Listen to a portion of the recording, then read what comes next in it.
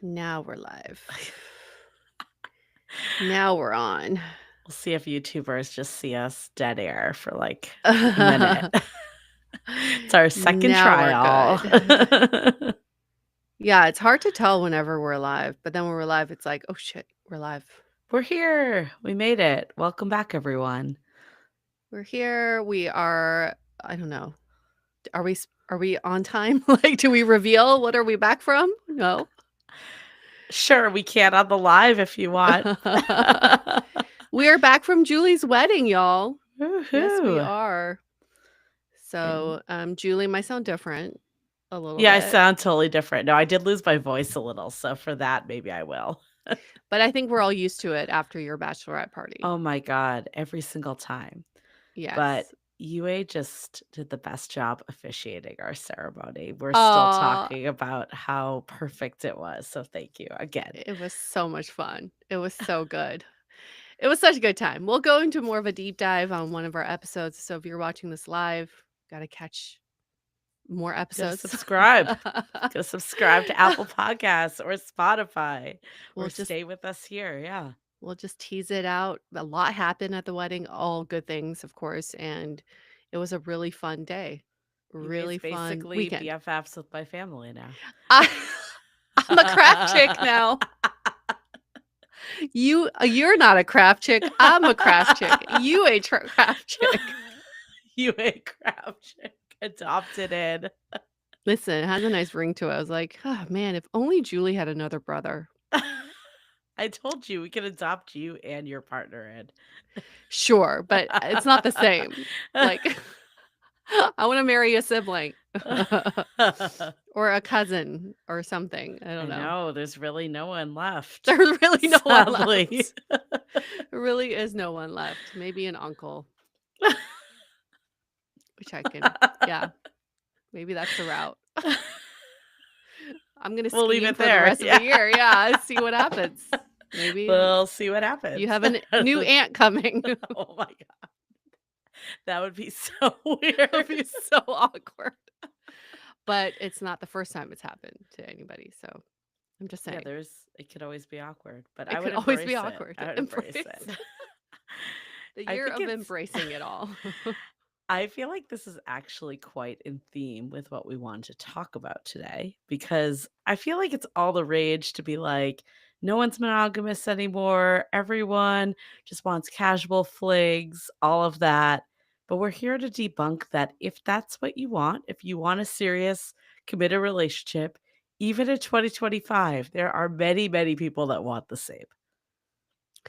And that's all to say monogamy isn't dead. It just doesn't go viral. Yeah, it's not the loudest voices online that are often the ones saying, no one wants commitment anymore because that's what's catchy, right? Yep. And so the couples in deep, secure, long term relationships, not that interesting. So they don't trend. They're not posting about like vibe checks or like their fit checks or whatever their daily life drama is because there is no drama. So that's why you just don't hear about it on social media. Yeah. And it's like monogamy is not actually outdated, although it sometimes feels that way. It's just Yeah. quieter. So if that's what you want, you're not asking for too much. You're just asking for something real in a world Yeah. that keeps pushing casual. Yeah. I think it's interesting too, like when you were saying that too, like you don't hear about the couples and the healthy relationships. I kind of think about that with dating apps too. I mean, my partner and I met on Hinge. At Mhm. our wedding, we talked to like probably like 4 or 5 other couples that also met on Hinge. And the loud voices or the Reddit posts or the TikTok posts and Instagram, that's all the people that are like complaining because that's what's interesting. No one Mhm. like I don't know, I guess, like, the people that aren't the loudest, it falls for that too.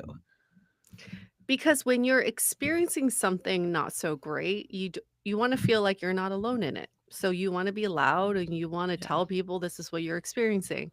But if you're going through a really great experience, you're not like, "I want the whole world to validate what I'm going through," 'cause you are experiencing it. So I get it. Like you and I are the quietest when we are in happy, healthy relationships because there really is nothing to report back on. Right, you're not gonna be like to your friends, "Everything's going great," like, Yeah. "I'm the best partner ever," like, I mean, sometimes that will come out naturally, but it's, like, kinda weird to, like, brag in that way, right? Yeah. It's, like, one of those things, and this is what I always, like, try to remember too, like, if someone's, like, telling me something about their relationship that I don't see all of it, so if they're coming to me with an issue, sometimes it's just what feels natural to come to. Yep. And that's why we don't hear about monogamy anymore because all the other noise is overpowering. And the people who are in traditional monogamous relationships just feel like, all right, I'll just keep to myself. Like there Yeah. really is not much to say anymore. Just because there's no noise about monogamy does not mean that it has gone away. And why are we talking about this? Because I think personally, I remember when I really wanted to be in a relationship, it was actually very helpful for me to look around and see examples of friends that were able to do it. Because I actually learned this from the book. I always quote this book, I'm obsessed with it.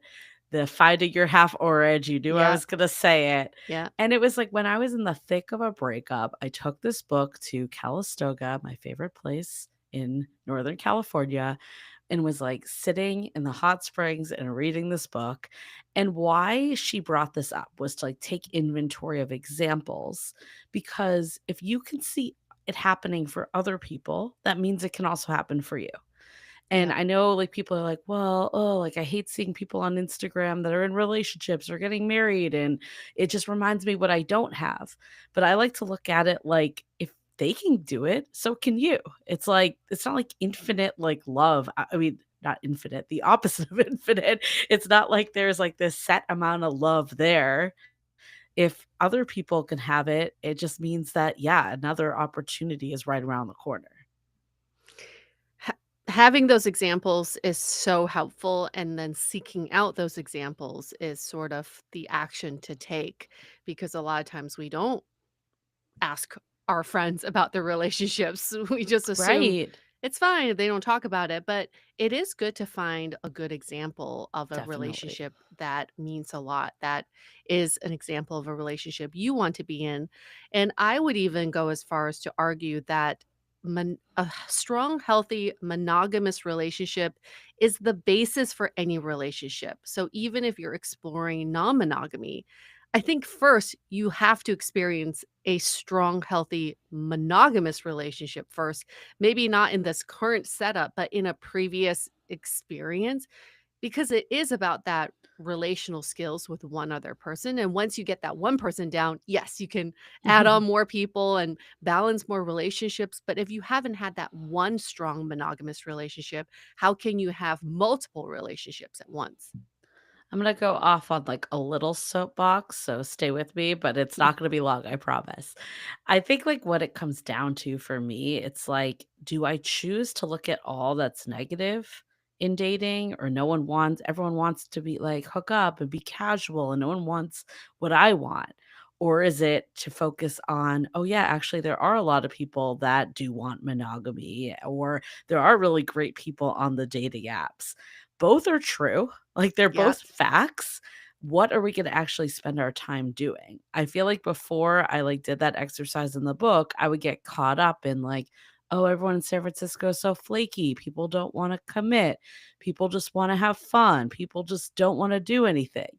And I'm like, "What is that actually doing for me?" It's Yeah. doing nothing. And, like, we get, comments all the time that write in, and they're like, "You guys are too easy on men. Like, men are so horrible, and like, why can't you address that?" And it's like, yeah, there are shitty men out there. No one's denying that. But there's also really great men out there. And like, to me, it's like, why focus on all the shitty people? Why not just funnel your attention and time and effort into the good people? Yes. Energy flows where your attention goes. And if your attention is on all the bad stuff, that's where your energy is going to concentrate itself and also where all your attention goes, like where Right. your all your awareness goes. And I think the story that we tell ourselves is so powerful, but also remember, and I know so many people say this, I'm the only one experiencing this, Mm. or I just have really bad luck in dating. Maybe I should just go the casual route. Nobody wants Mm. monogamy with me. Nobody wants to commit to me.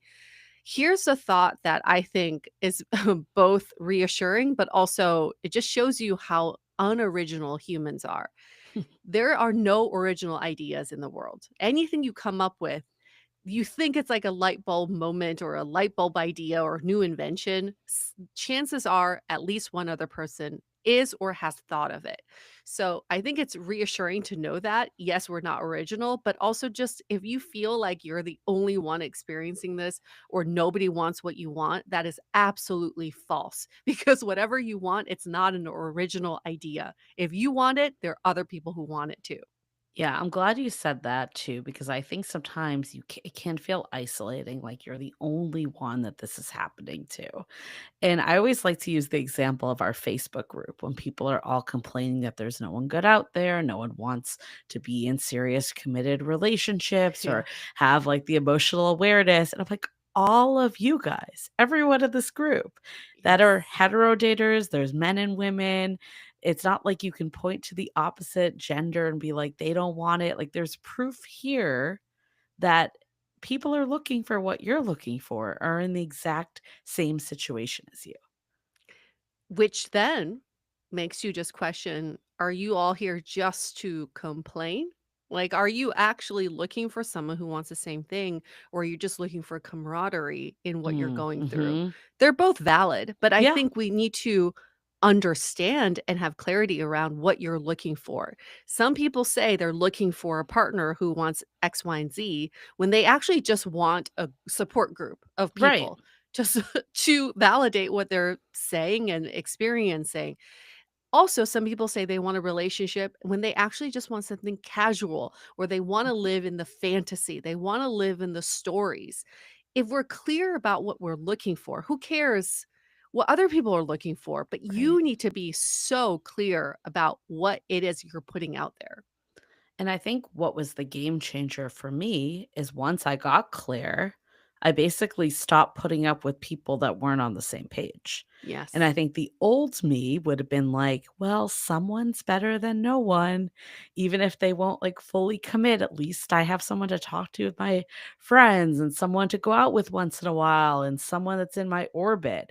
And the last time around, especially, I was like, okay, you're not looking for what I'm looking for, or you're not showing signs of the type of behavior I want in a relationship. I'm moving on. I'm going to find someone that's aligned. And I think that mentality served me so much better than one either just complaining that there's no one good out there or trying to make it work with people that just weren't going to ever make it work. 100%. I follow Bethany Frankel, and I think some of her stuff is a little bit out there, but she did say something on a post recently that I 100% agree with. She said, healthy dating is like healthy eating. Once you start eating healthy and you get in the habit of eating healthy and you have a really high Mm. standard of what you consume, once you start, like, eating one bite of junk food, your body rejects it. You might get sick Ooh, I or like that. you might just feel Yeah. like, "This is not for me." I so agree that's the same thing in dating. Once you only allow the types of behavior that you want into your life when it comes to dating, when you experience behavior you don't want, your body will reject it before your mind even does. You will feel it, and you'll know right away if this person is not up to standard. And that's such a great thing because when your body's rejecting that sort of behavior, it means that you've gone to a point where you're attracting the right behavior and repelling the wrong behavior. I love that. I'm gonna remember that. I love that. It's Such a good so good, analogy. right? So Yeah. good. I think too, I'm gonna bring it back to Amy Spencer, who's the author of Finding Your Half Orange, who we quoted in our book, How to Be Dateable as well, because it was Mhm. so impactful for me. I remember one of her exercises was taking a look at all the couples you admired, like people in your orbit, like whether it's friends or family members or whoever, could be celebrities, although I think real people are better as you Yeah. know them. Yes. And looking at like what it is, like finding something specific that you admire Mhm. about them. So like for one couple, I remember being like, they're best friends and they do things together. Another couple, it was like, oh, they use terms of endearment when they're around each other. Like it's just little things. And the idea was too that you were kind of like on alert to think about it, whether it was you've already Mm. been conscious or next time you're around them, you're like actually picking up on things. And I think this helps for a couple of reasons. One, it again gives you like an idea of that clarity of what is it? Like, how do I want to feel in a relationship? What do I like? And we have this whole chapter in our book about gaining clarity that has you figure out your dating North Star. And part of it is thinking about either past relationships, or you could even use this way of doing it if you don't have a ton of like healthy past relationships to pull from, of just observing others and like cherry picking of like, this is what I want in a relationship. So I think that part, it's really helpful. Also, Mhm. that it's attainable. Other people are doing it.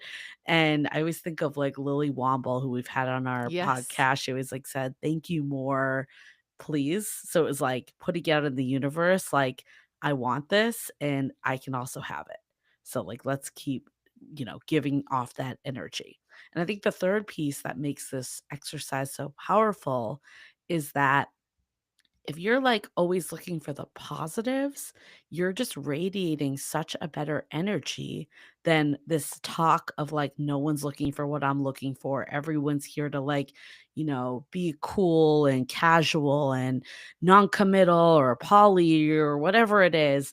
Think about the different energy that you're putting off when you're dating. One of them is extremely optimistic and hopeful of like, oh yeah, like my friend that does this and her partner, I can have that also, versus like what's wrong.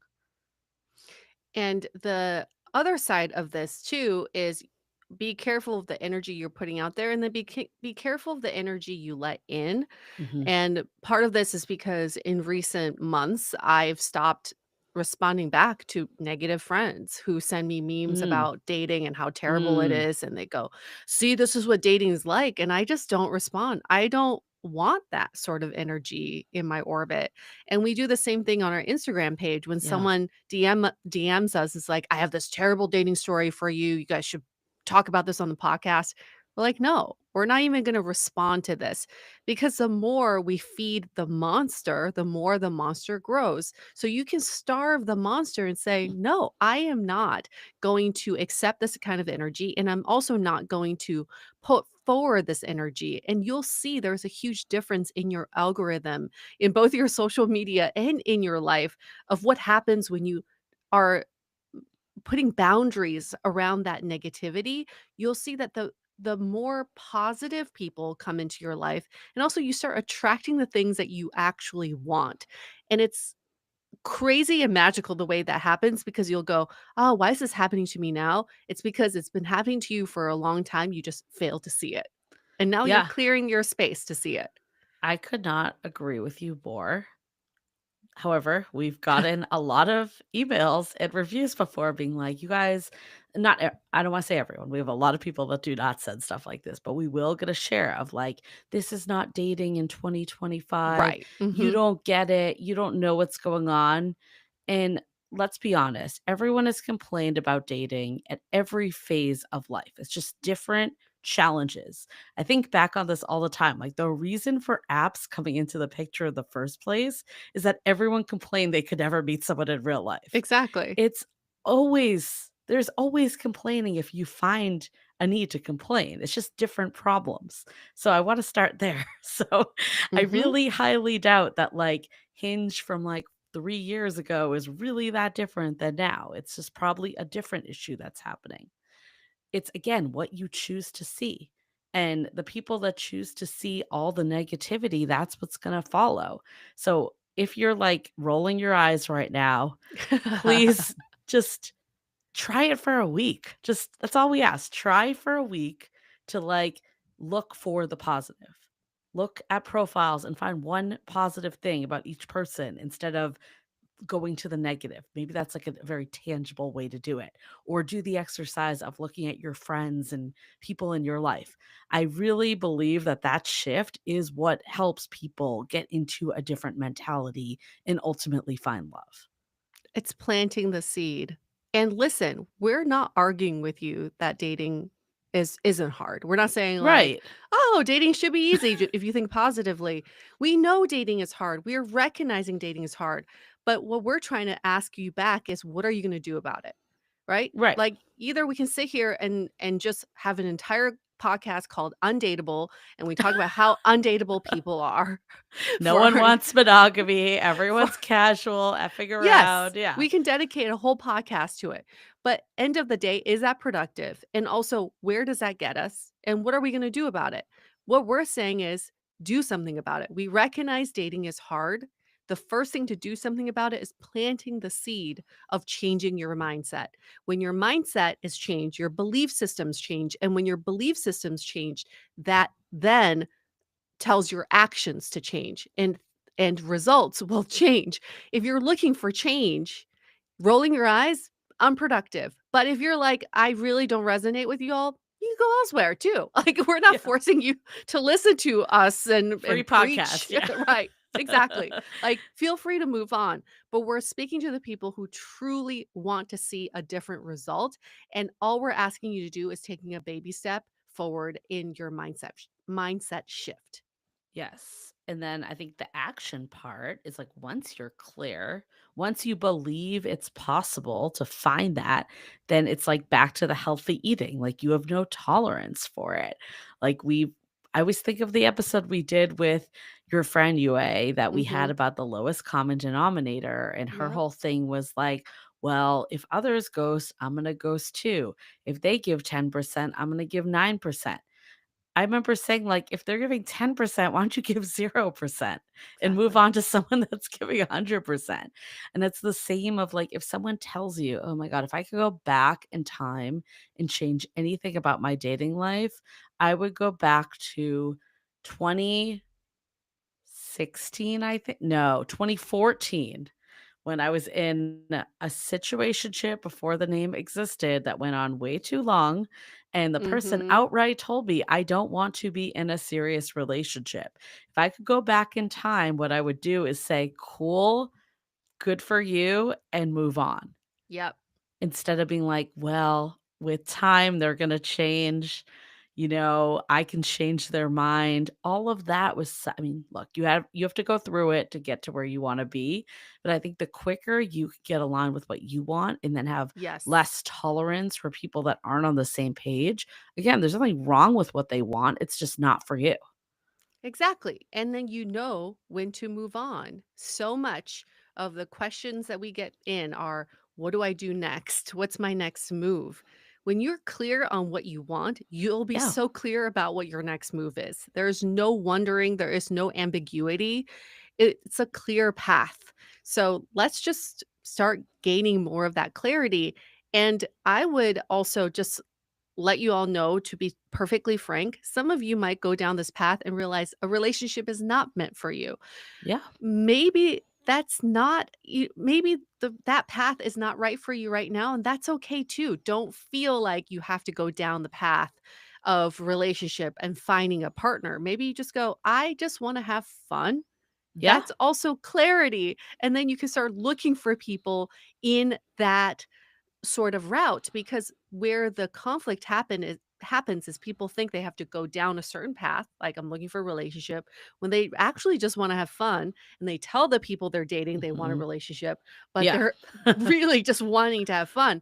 That's where the conflict arises. So if you're clear and you are aligned in your actions and your beliefs, then you'll attract the people who are also aligned.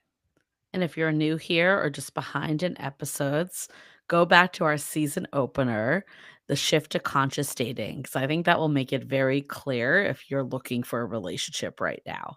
And if Yes. that feels overwhelming, then maybe it is time to reevaluate. And you could say, look, monogamy right now or committed partnership maybe isn't what I'm looking for. Yeah. Again, totally okay.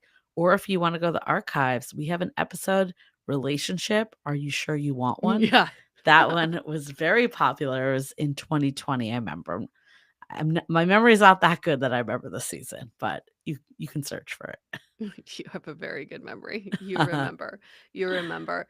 And use all of our episodes as a way to expand your mindset, not to validate what you're looking for. I'm saying this because we have this episode with a guy named Ryan Van Duzer, and he talks about how he's been in a lot of serious relationships, and end of the day, he just couldn't stay with any of them because he realizes past the 1 year mark, he just loses interest.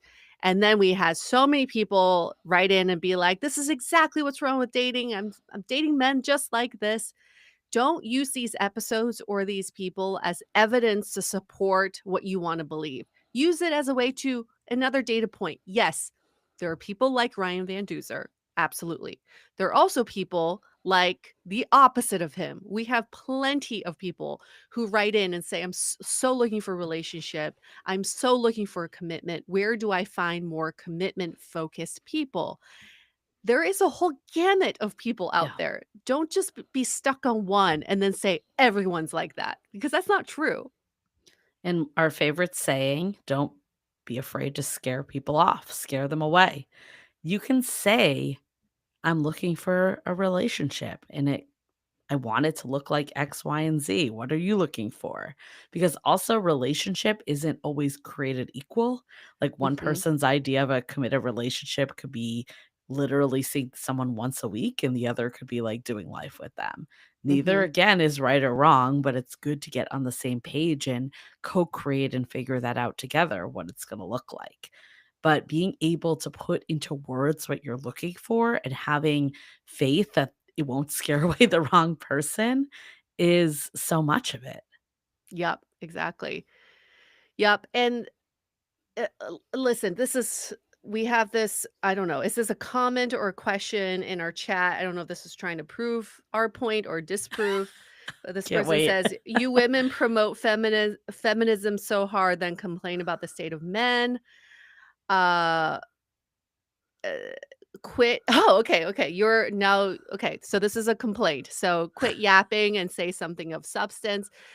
Love it. Love the comments like this. First of all, feel free to move on if you feel like this is yapping, but also How is that what got taken away from this comment convo?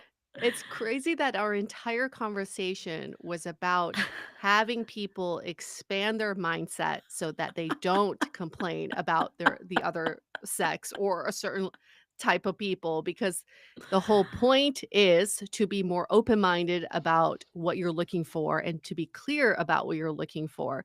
So if you feel like we're complaining about the state of men, I don't think you were listening to this episode, but feel free to move on and go troll another show. Thank you. I love it. You're like, is this a positive comment or a negative comment? I just love that it completely proves what we were saying earlier. Exactly. Yes, exactly. When you're looking for to prove a point in your mind, you can literally listen to a sentence that had nothing to do with what you're saying, but just pick out like one word that you found relevant and you just hang on to that one word. It's nuts how that happens. It's called bad listening skills. Or it's like convenient theories for me. I'm just gonna Yes. prove it. Yes. So we'll leave you with this. If you are looking for a monogamous, committed partnership, it's out there. So don't have faith. Other people are looking for the same thing as you. Lead with what you're looking for. And if someone isn't, that's okay. You're just not a match. That's totally fine. Totally fine. And be clear about the energy you're putting out there. Draw the boundaries in both what you are putting into the universe and then what you're allowing into your own universe. Okay, cool. Well, thanks for everyone for being here and for joining.